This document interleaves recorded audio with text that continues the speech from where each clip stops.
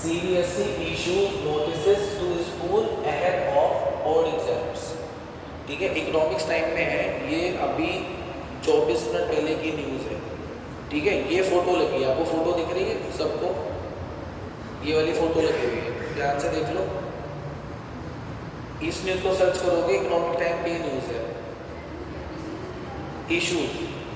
Issue CBSE issues notices to school ahead of board exams। अपने अगल बगल आप सर्च कर सकते हो और अपने दोस्तों को बगल में देख लेना, जो भी आपके बगल में बैठे हैं।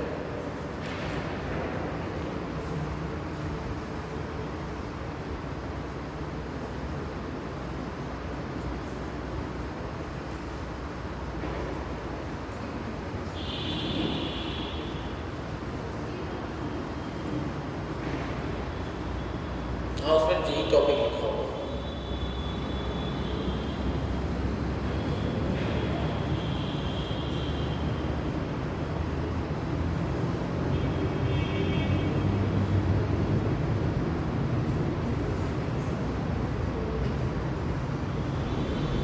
मिल गया? मुझे कोई दिख रहा था उसमें, जिसने इसने सर्च कर लिया। हाँ, यही है। नहीं, ये नहीं, इन्होंने तो सर्च किया ही। बगल में देखते हो, फिर इकोनॉमिक्स टाइम में है। नहीं, इंग्लिश में देख सकते हो। ये इंग्लिश में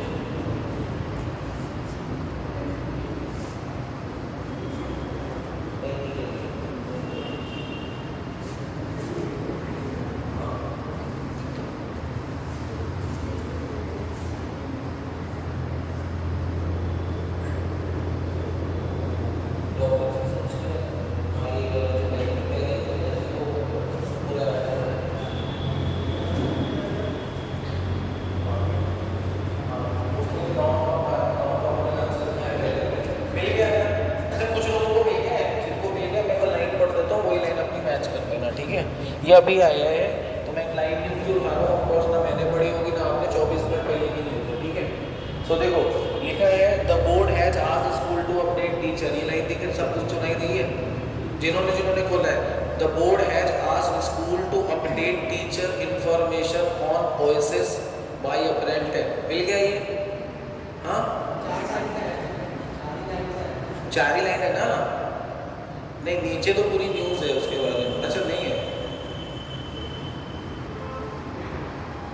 चलो कोई नहीं, मैं दूसरा पैसे दे देता हूँ। एक काम करो, इकोनॉमिक्स टाइम्स ही खोलो सबके सब, इकोनॉमिक्स टाइम्स खोलो और इसमें आ जाओ।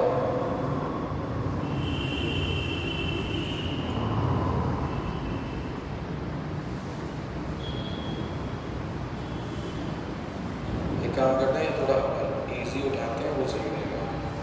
टाइम्स ऑफ इंडिया खोलो सबके, सीधे सीधे टाइम्स ऑफ इंडिया, मोबाइल है ना? चलो टाइम्स ऑफ इंडिया खोलो सबके। सर्च किया इसका,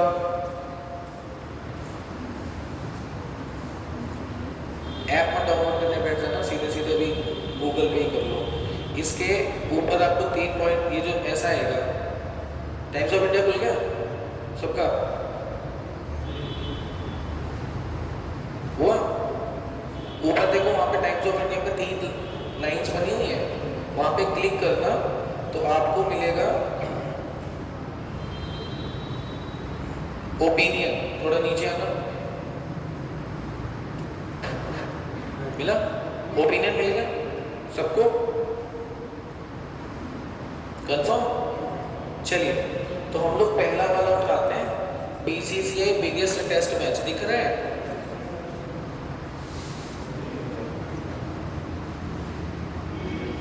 हाँ, मिल गया सबको? बीसीसीआई वाला नहीं मिला बेटा? ओपिनियन सेक्शन में जाना है। हाँ, ओपिनियन सेक्शन में जाना है। टाइम्स ऑफ इंडिया बोलो पहले। किसको किसको मिल गया? मिल गया ना? चलो बाकी अगल बगल आप लोगों को बता दो कैसे कैसे करना है। तो बीसीसीआई वाला बोलो। अब इसको एक बार पढ़ने की कोशिश करते हैं, ठीक है? एक काम करो आप लोग, छोटा सा है, मैं आपको 1 मिनट देता हूँ, सिर्फ 1 मिनट। स्टेजिंग लिखा है, स्टेजिंग दिख रहा है, स्टेजिंग से लेकर के क्रिकेट बोर्ड तक उसी पैसेज को पढ़ो, स्टेजिंग से लेकर नीचे तक क्रिकेट बोर्ड तक पढ़ो, किसी से को डिस्कस मत करना, सिर्फ पढ़ो।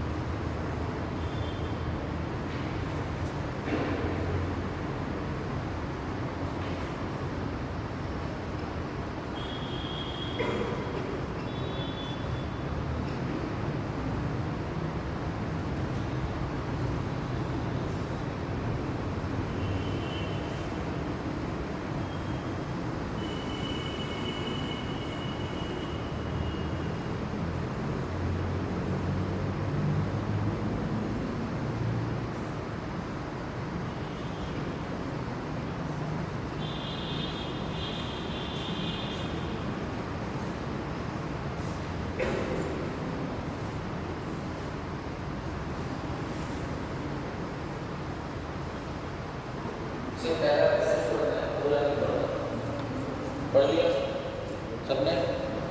पहला पैसेज पढ़ लिया? देखो समझ आया नहीं है उससे फर्क नहीं पड़ता, अभी हम लोग सीख रहे हैं स्टेज पे। पढ़ लिया? ठीक है। अब एक बात समझो, मैंने भी पैसेज पढ़ा नहीं है, रैंडम न्यूज़ उठाई है और रैंडम ही पढ़ना है। देखो एक बात समझो, जो बात मैं बोलूँगा पहले मेरे तरीके को समझना, इस पे 100% एक्यूरेसी में भी चीज़ें आएंगी जब हम लोग एक एक बार डिस्कस करेंगे। स्टार्टिंग कैसे करनी है इसको समझो। आपके सामने एक पैसेज है, ठीक है, ना मैंने पढ़ा है ना आपने पढ़ा है। अब इसको कैसे सॉल्व किया जा सकता है, ये इसमें क्या चीज़ें काम की हो सकती हैं, या हम इसको कैसे समझ सकते हैं, इन चीज़ों पे पहले काम करते हैं। आपके सामने लिखा है staging the Indian Premier League which begins tomorrow successfully this year will be the biggest administrative test ever faced by board of control for cricket in India. अगर एक पहली नज़र में इसको देखा जाए तो इतनी बात तो साफ साफ समझ में आ जाती है कि जो आईपीएल शुरू होने वाला है वो अब तक की सबसे बड़ी मुश्किलों से होने वाला है। इतनी बात समझ आई है?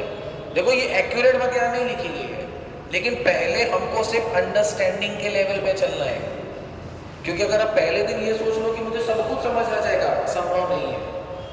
तो मेरा मकसद सिर्फ इतना है कि इतनी बात किसको किसको समझ में आएगी, मतलब कुछ मुश्किल वाली बात करी गई है इस लाइन तक, है ना। आगे आते हैं, इसको मैं धीरे धीरे और भी एक्सप्लेन करूंगा। आगे आते हैं, in the mids of surging second wave of infection, मतलब इसी बीच में जो सेकेंड वेव आई इन्फेक्शन की, the word showpiece cricketing extravaganza is back in India. The word showpiece, इस लाइन को समझने की थोड़ी कोशिश करो। शोपीस मतलब क्या होगा? कोई एक ऐसी चीज जिसको दिखाते हो, ऐसा ही कुछ होगा। एक्यूरेट मीनिंग को भी गोली मारो, वो अपकमिंग क्लासेस में धीरे धीरे एक्यूरेट हो जाएंगे वहाँ पे, ठीक है। उसके बाद लिखा है क्रिकेटिंग एक्स्ट्रावेगेंजा। एक्स्ट्रावेगेंजा मीन्स पता है किसी को क्या होता है? और आप में से 90% लोग ऐसे हो सकते हैं जिसको शायद इस वर्ड की वजह से पैसे में डर बैठ गया हो। किसी को पता है एक्स्ट्रावेगेंजा क्या होता है? इसका मतलब होता है बेतुका या दिखावा। एक्स्ट्रावेगेंजा को बेतुका बोलते हैं, दिखावा बोलते हैं, या अननेसेसरली शो ऑफ। इसीलिए इसको बोला। भाई आईपीएल में क्या होता है? चीयर लीडर्स होती हैं, बहुत सारा पैसा, बहुत सारा एड्स, बहुत सारी ट्रैवलिंग, बहुत सारी व्लॉगिंग, एडवर्टीजमेंट, यही तो होता है ना। इसी को तो एक्स्ट्रावेगेंजा बोलोगे। भाई एक बात बताओ, आप कमाते हो महीने का 50,000 रुपये, दिखावा, वही बात मैंने बोली आपको, मैंने बोला ना बेतुका, दिखावा, बहुत ज़्यादा दिखावा, अननेसेसरली शो ऑफ। अब इस बात को समझिए कि यही तो होता है ना आईपीएल में। अगर आप सोचिए आप 50,000 रुपये कमाते हो, ठीक है, आपके सामने एक लड़का आता है जो शायद 5 करोड़ रुपए महीने का कमाता होगा, तो उसकी जो कार होगी, उसके जो कपड़े होंगे, आप उसको क्या बोलोगे? एक्स्ट्रावेगेंजा ही तो बोलोगे ना। अच्छा, आगे की बात समझते हैं, फिर आपसे एक दो क्वेश्चन पूछूंगा। आगे लिखा है इनफैक्ट, सच में, to be able to stage it in Mumbai when the city is witnessing a high positive rate, which has forced the state government to resort to a partial lockdown, is a homogeneous challenge for the world richest cricket tour. देखिए, मैं आपको इसमें information जो है main idea क्या है इसको समझने की कोशिश करते हैं। मोबाइल बंद कर दो, सिर्फ अभी समझो। मैंने पैसेज पढ़वाना था इसलिए आपके सामने रखा। देखिए, जब बात करी गई पैसेज की तो इसमें मुझे एक बात समझ आई कि जो इसका मेन आइडिया है वो क्रिकेट है या आईपीएल है, इसी के बारे में बात करी गई है। Am I wrong? इतना समझ आ गया? अब क्रिकेट के बाद अगर आप इसमें इंफॉर्मेशन निकालने बैठे, देखिए ट्रांसलेशन नहीं करना है। क्या आपके एग्जाम में जो डायरेक्शन लिखी है वो ये दिखा रही है कि इस पैसेज का ट्रांसलेशन करो? नहीं दिखा रहे, तो मैं भी क्यों हर वर्ड का मीनिंग जानूं? समझे? इंफॉर्मेशन की बात करते हैं।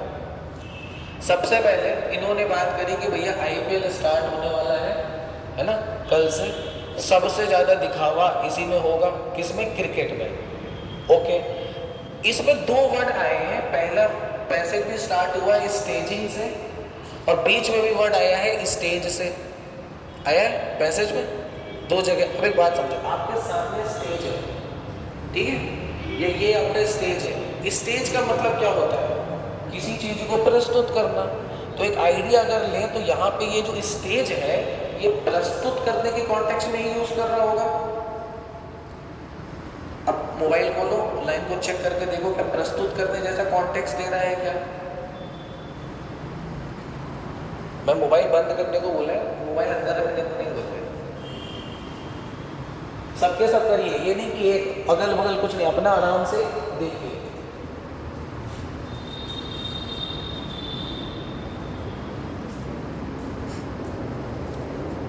एक्यूरेटली मत जाओ, लाइन को समझने की कोशिश करो। लिखा है staging the Indian Premier League which begin tomorrow. अब यहाँ पे स्टेजिंग का मतलब क्या हो सकता है? आपको दिमाग लगाओ। शुरुआत करना, प्रस्तुत करना, दिखाना, कुछ यही मीनिंग होगा। इसके अलावा तो कुछ नहीं हो सकता ना भाई। देखो मुंबई में स्टार्ट हो रहा है ना, तो मतलब स्टेजिंग का मतलब यहाँ पे क्या ही निकलेगा? स्टेज का मतलब वैसे स्टेज एक नाउन होता है, समझो। इसका मतलब एक ऐसा प्लेटफॉर्म जहाँ पे लोग अपनी कलाओं को दिखाते हैं, यही तो हुआ। लेकिन यहाँ पे नाउन तो नहीं है, तो किसी चीज को दिखाना या प्रस्तुत करना ही होगा या किसी चीज की शुरुआत करना होगा, यही तो हो सकता है। और क्या मीनिंग निकल रहा है? आपको इसी लेवल पे सोचना होता है, क्योंकि देखो जो तुम्हें मीनिंग पता है वो जरूरी नहीं एग्जामिनर को वही हो। इंग्लिश में प्रॉब्लम है, जैसे हिंदी में या तो में होता है, या तो सा होता है, या तो से होता है, ऐसा ही होता है। इंग्लिश में एक ही वर्ड के कई मीनिंग निकलते हैं।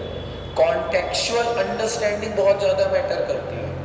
कॉन्टेक्चुअल अंडरस्टैंडिंग के लिए मैं आपको कुछ बातें समझाता हूँ। मैं एक एक करके आऊँगा, ध्यान से समझने की कोशिश करूँ। ये लिखना है, किसी को लिख लो जैसे जिन्होंने नहीं लिखा, क्योंकि मैं आपको जो जो बातें बताऊँ तो ध्यान से समझना कैसे एक्सप्लोर करते हैं।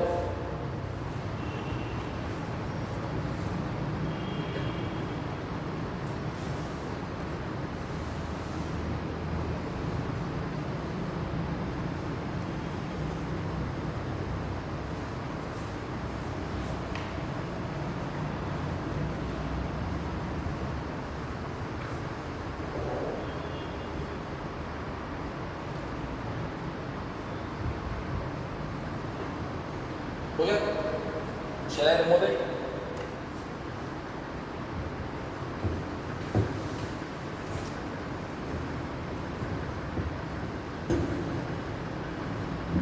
सबसे बहुत ही सिंपल सा वर्ड, उसको मुझे उसका मीनिंग बताओ।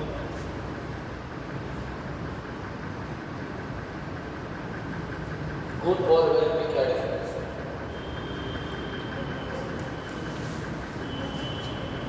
क्लास सेकंड में पढ़ा होगा है ना। गुड और वेल में क्या डिफरेंस है?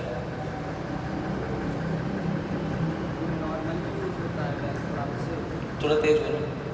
वो नॉर्मली यूज होता है, वो अपन ओके।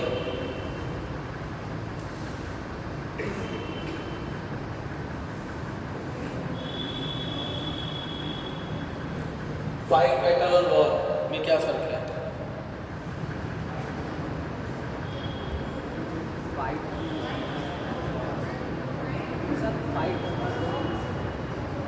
देखो बहुत बच्चों वाली बात पूछी आपको, वो ये तो नहीं कह सकता मुझे ये मीनिंग नहीं पता। फाइट, ओके, और कुछ उससे बड़ा और बड़ा, अच्छा और कुछ? देखो घबराओ मत, जो लगता है बताओ। गलती करने की स्वतंत्रता है मेरी क्लास में, मैं कभी नहीं डांटूंगा तो मैं गलती करने पर, मैं गलती ना करने पर डांटूंगा। देखो गुड और वेल में देखो तुमने जो आंसर दिया वो दूर दूर तक उस आंसर का कोई लेना देना नहीं है कि हम नॉर्मली ऐसा बोलते हैं और एब नॉर्मली ऐसा बोलते हैं, ऐसे थोड़ा किसी को बताया जाता है। गुड आपका एडजेक्टिव होता है, वेल आपका एडवर्ब होता है। तभी बोला जाता है आई एम गुड और I am a good boy. You played well, notice करना वेल हमेशा मेन वर्ब के साथ आएगा, लेकिन जो आपका गुड है वो कभी भी आपका मेन वर्ब के साथ नहीं आएगा। समझ आया? गुड आपका एडजेक्टिव है, वेल आपका एडवर्ब है, और दोनों का मीनिंग अलग अलग ही है। जब किसी एक्शन को करने की बात करी जाती है तब हम वेल यूज़ करते हैं, और जब किसी पर्सनैलिटी पे बात करते हैं तब हम गुड यूज़ करते हैं। ऐसे तो यूज़ किया है ना कभी, किसी पर्सन को देख के वो कैसा दिख रहा है, कैसा खाना है, उसके लिए करके गुड बोला, लेकिन किसी के काम करने का हमेशा वेल बोलते हैं ना। क्रिकेट खेलना, फुटबॉल खेलना, पेंटिंग करना, सफाई करना, इसी के लिए तो वेल यूज़ किया जाता है। इसी तरीके से जब फाइट, बैटल और वॉर की बात करी जाती है, fight is a very childish word. समझे? छोटी बहन से बड़े भाई से लड़ाई हो गई, उसे 2 थप्पड़ मारे, तुमने उसको 4 थप्पड़ मारे, मम्मी ने तुम दोनों को मारा, दैट इज कॉल्ड फाइट। मतलब बहुत ही स्मॉल पर्सपेक्टिव पे बात करी जाती है और चाइल्डिश बिहेवियर के लिए तब हम फाइट यूज़ करते हैं। वैसे इसको थोड़ा दूसरे लोगों से लड़ाई करने में भी यूज़ कर लिया जाता है कि तुम बजरंग विद्यालय से निकले बाहर मिल गए 2-4, उसके भी यूज़ कर लेते हैं। बैटल की बात करें, बैटल क्या होता है? दो कंपनी या 2 ऑर्गेनाइजेशन के बीच में होता है बैटल। बैटल ऑफ पानीपत सुना होगा ना, तो 2 लोग ही तो थे। जब वॉर की बात करी जाती है तो बैटल की सुपीरियर फॉर्म को वॉर बोलते हैं, मतलब जो लार्ज स्केल पे हो और बहुत सारी पार्टीज आ जाएं तब हम वहाँ पे वॉर यूज़ करते हैं। अब कहोगे ये हमें क्यों बताया? ये मैंने इसीलिए बताया जो यहाँ पे मीनिंग लिखी थी। आपके सामने जो वर्ड आता है ना, उसका आपको एक्यूरेट मीनिंग बताओ तो ठीक है। एक्यूरेट के अलावा आपको उसकी कॉन्टेक्चुअल अंडरस्टैंडिंग होनी चाहिए कि वर्ड किस तरीके से लिखा जा रहा है, आपको क्या मीनिंग पता है, वो सही है गलत एग्जामिनर को उससे फर्क नहीं पड़ता। एग्जामिनर ने उस मीनिंग को कैसे यूज़ किया है उसको उस हिसाब से पता होना चाहिए। बात समझ में आई मेरी, मैं क्या कह रहा हूँ? तो आपको जो पैसेज में वर्ड आते हैं ना, उसके लिए आपको थोड़ा वोकैबुलरी पे काम करना होगा, और वोकैबुलरी पे काम करने के लिए आपको बहुत हैवी वर्ड्स यूज़ नहीं करने होते। आप थोड़े थोड़े जो डेली बेसिस पे यूज़ करने वाले वर्ड्स होते हैं, आप इनको भी माइंड करना शुरू कर देंगे, आपका पैसेज सॉल्व हो जाएगा। ठीक है? Being a faculty of English I am telling you this thing. कोई ज़रूरत नहीं होती बहुत बड़े बड़े वर्ड्स की, ये सब इंटरनेट पे फैलाए गए फितूर हैं। समझ में आ गई बात? ओके, इनको क्या होगा? ऐसे चल कोई बात नहीं। तो फाइट बेटर वर्ड समझ आ गया, आई मीन ये वाली बात समझ आ गई। अब इस पैसेज को आगे समझो।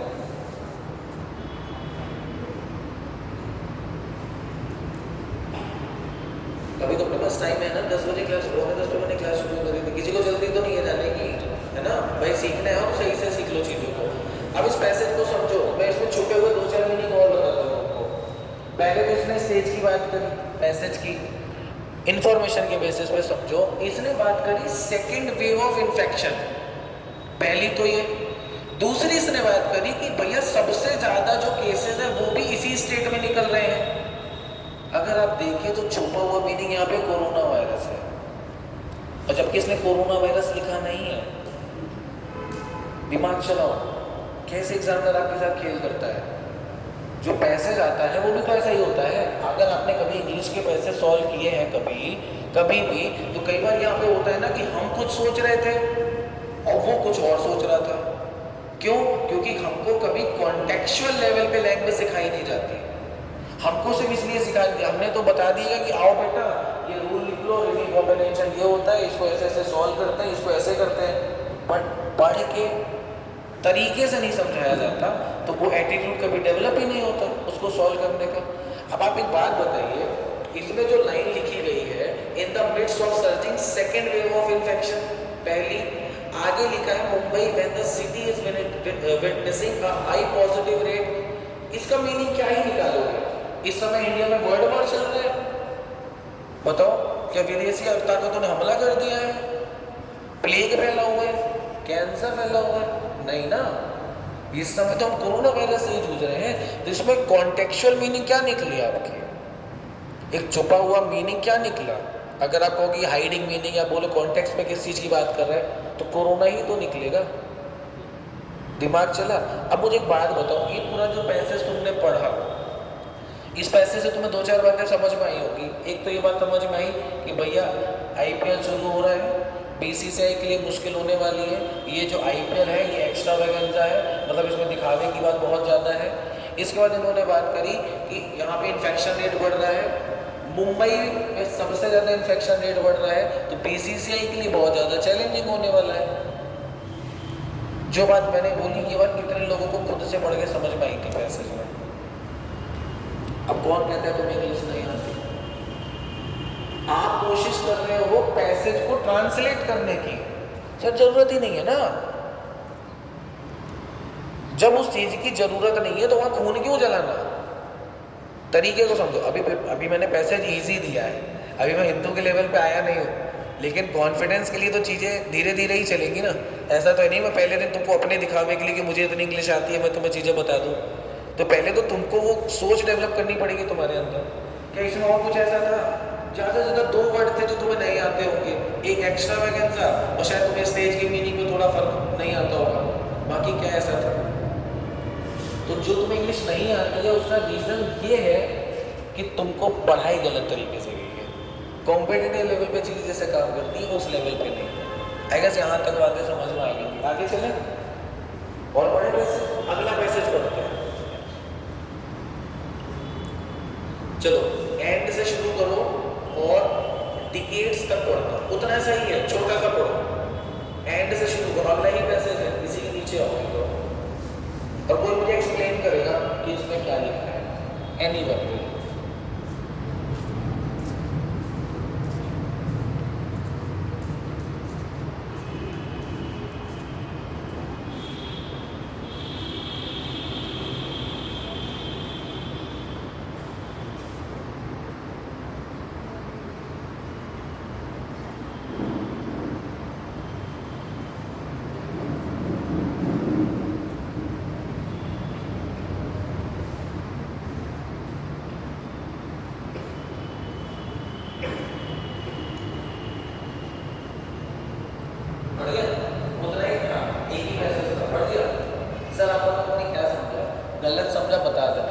कोई दिक्कत नहीं है। मोबाइल में मत देखो, मोबाइल सबके सब ब्लॉक करो तुरंत। आपको इसी तरीके से प्रैक्टिस करनी, बार बार देखोगे कंफ्यूज ज़्यादा होगा, क्योंकि पहली बार मीनिंग कुछ और रहेगा, दूसरी बार मीनिंग कुछ और रहेगा।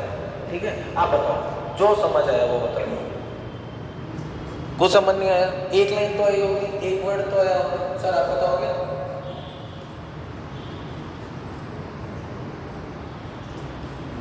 जो भी समझ आया वो बताओ, कोई जरूरत नहीं है, एकदम सही बताओ।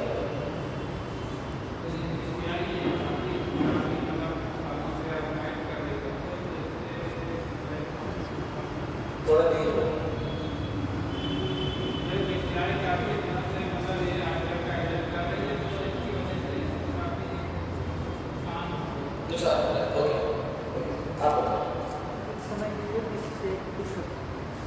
ये और कुछ समझ आया इसको? कितनी बार समझ आई? ओके, क्या आप बताओ।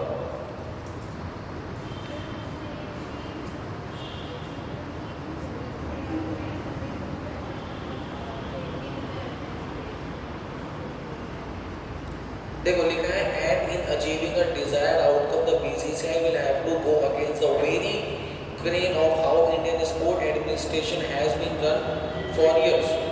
It has to denounce a cult of entitlement which officials are used for decades. देखो अगर मैं इसको सही में ट्रांसलेट करने बैठूंगा तो अभी आपको भी समस्या होगी। जैसे इसमें दो चार वर्ड हैं, एक आउटकम है, आउटकम का मतलब रिजल्ट होता है, ठीक है। अब जो रिजल्ट का जो सिनोनिम है वो भी अपना आउटकम होता है। इसके बाद यहाँ पे लिखा है वेरी ग्रेन, वैसे तो ग्रेन मतलब अनाज होता है, तो यहाँ पे अनाज तो नहीं होगा, ग्रेन मतलब अनाज ही पड़ा होगा ना 7th 8th स्टैंडर्ड में, तो यहाँ पे अनाज का कॉन्टेक्स्ट तो तो बिल्कुल नहीं दे रहा होगा, तो ऑफकोर्स कुछ और मीनिंग होगी यहाँ पे। Against the very grain of how Indian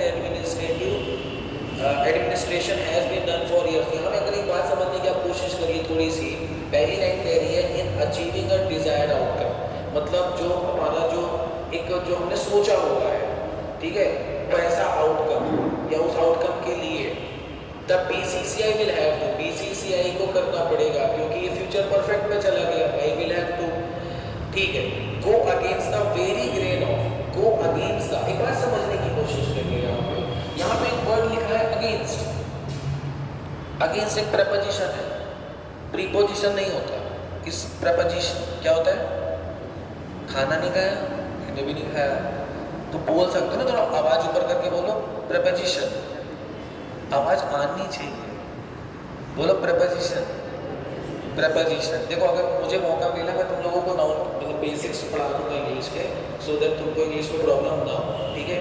पहले मुझे डिस्कस करना पड़ेगा कितनी क्लासेस हैं, अगर मुझे 2-3 क्लासेस मिलती हैं तो मैं तुम्हें 3 क्लासेस में इतनी इंग्लिश सिखा दूंगा कि तुम स्टेट लेवल के और पीएससी लेवल के किसी भी एग्जाम में बैठ जाना, तुमसे पेपर हो जाएगा, ठीक है। वो बेसिक्स होते हैं, वो बेसिक्स पढ़ा दूंगा, काम हो जाएगा, ठीक है। नोट्स मैं दे दूंगा तो लिखने वाला काम तुम्हारा होगा नहीं, मेरा काम सिर्फ समझाने का होगा, ओके। तो मैं बात करता हूँ, अगर वैसा कुछ होगा then I will tell you. तो यहाँ पे क्या है, द वेरी ग्रेन, एक बात समझने की कोशिश की, अगेंस्ट का मतलब क्या होता है, खिलाफ, विरोध। तो मतलब जो ये बात कर रहा है विरोध जाने के, तो पक्का कोई ना कोई नियम कानून होंगे जो वो लोग अपने हिसाब से फॉलो करते जा रहे होंगे, कुछ यही हो सकता है, क्योंकि क्या लिखा है, have to go against the very grain of high Indian sport administration has been done for years. मैं दोबारा कह रहा हूँ, मैं अभी 100% एक्यूरेट मीनिंग पे नहीं जा रहा, मैं सिर्फ इस पे जा रहा हूँ कि आपकी अंडरस्टैंडिंग डेवलप हो। 1-2 दिन में 3 दिन में हम लोग इस लेवल पे आ जाएंगे, हम लोग एक वर्ड में भी काम करेंगे। तो लिखा है how Indian sport administration has been done for years, मतलब किस तरीके से सालों चला है, यही लिखा है। आगे लिखा है it has to denounce, denounce मतलब क्या होता है, क्रिटिसाइज करना, ठीक है। क्रिटिसाइज का सिनोनिम डिनाउंस होता है, ठीक है। क्रिटिसाइज तो पता है ना, क्रिटिसाइज का मीनिंग तो पता है क्या होता है, आरोपित करना, किसी की थोड़ी बहुत बुराई कर देना।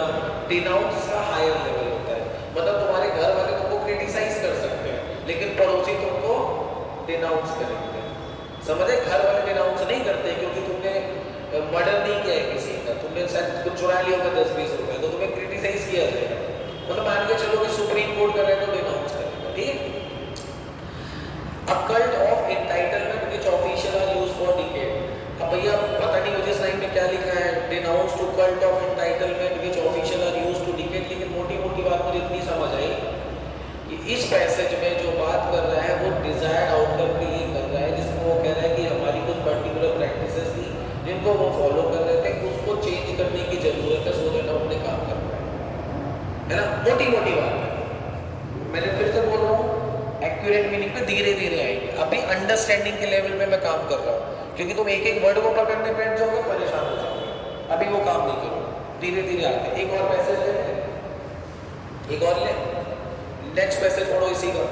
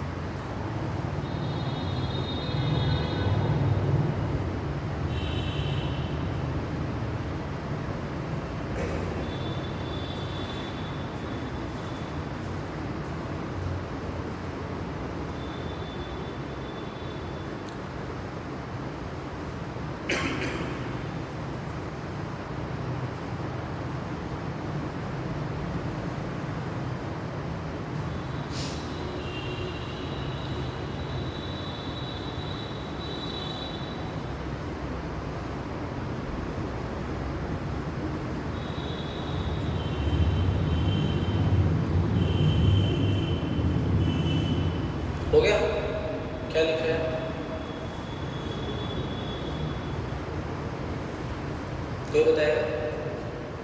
मैम बहुत सुनिए।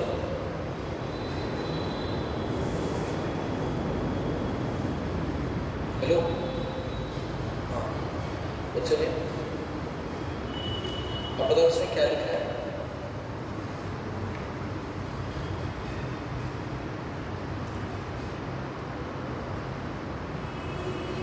देखो बार बार पढ़ोगे कंफ्यूज होगे, मैं कह रहा हूँ ना एक बार पढ़ो रख दो, थोड़ा ही आएगा ना भाई। कुछ लोगों ने एक एक लाइन बोली, मैंने कुछ बोला नहीं बोला।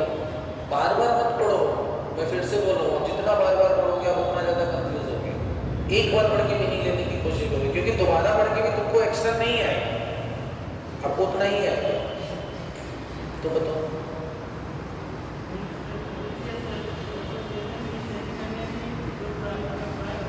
थोड़ा तेज बोलो।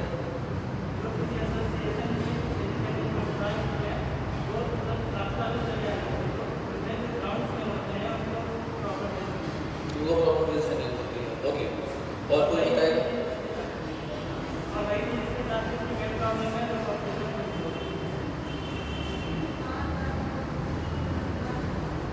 ओके, और कुछ? मैं आप बताऊँ?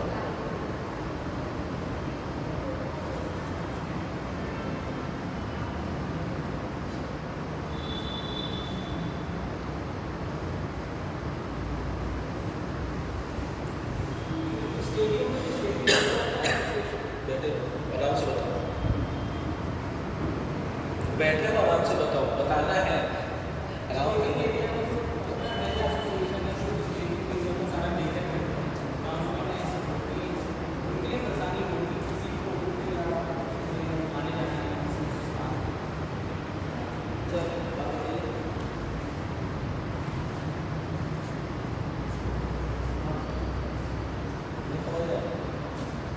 कोई बात नहीं।